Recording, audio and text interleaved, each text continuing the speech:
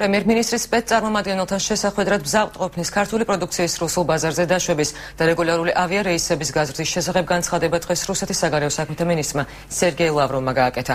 რუსეთისა და საქართველოს წარმომადგენლების შეხვედრა სავარაუდოდ უახლოეს მომავალში გაიმართება. ლავროვის განცხადებაზე პასუხს ოფიციალური თბილისი ორ შაბათს გაახმოვანებს. პრემიერ-მინისტრის სპეცწარმომადგენელთან შესახვედრად მზადყოფნის, ქართული პროდუქციის რუსულ ბაზარზე დაშვების და რეგულარული ავიარეისების გაზრდის შესახებ განცხადება დღეს რუსეთის საგარეო საქმეთა მინისტრმა სერგეი ლავროვმა გააკეთა. ჩვენ ვეხმაურებით საქართველოს პრემიერ-მინისტრის მიერ სპეციალური წარმომადგენლის პოსტზე ზურაბ აბაშიძის დანიშვნას. დავამყარებთ მასთან კონტაქტს და ვიმედოვნებთ, რომ ეს შეხვედრა რაღაცას გაარკვევს.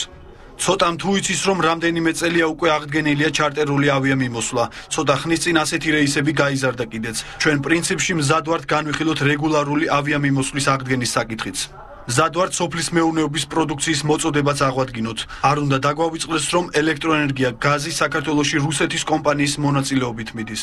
29 ნოემბერს გამოცემა კომერსანტისთვის მიცემულ ინტერვიუში ანალოგიური განცხადება რუსეთის პრემიერმა დიმიტრი მედვედევმაც გააკეთა. თუმცა იმ გეოპოლიტიკური რეალობის გათვალისწინებით, რომელიც რუსეთის მიერ აფხაზეთისა და სამხრეთ ოსეთის დამოუკიდებლობის აღიარებას გულისხმობს.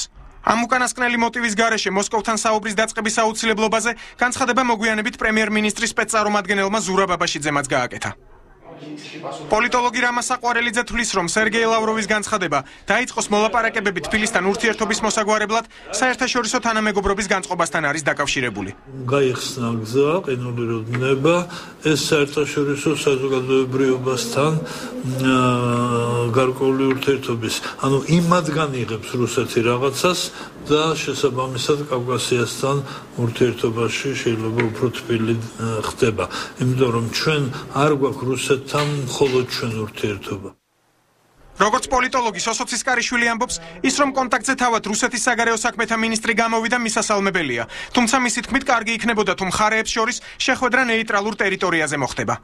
კონტაქტზე გამოვიდა საგარეო საქმეთა მინისტრი რუსეთის და აღარ გვეყოლება კერპად წარმოდგენილი სანიტარული ექიმი რუსეთის, რომელიც აქამდე განსაზღვრავდა როგორი საგარეო ვაჭრობის რეჟიმი უნდა ყოფილიყო ორ ქვეყანაში და ნახოთ, ნათქვამია რომ აღდგომა და ხვალეო დაველოდოთ, იმედი მაქვს ერთ კვირაში ჩვენ პასუხები გვეცოდინება ამ კონტაქტთან დაკავშირებით.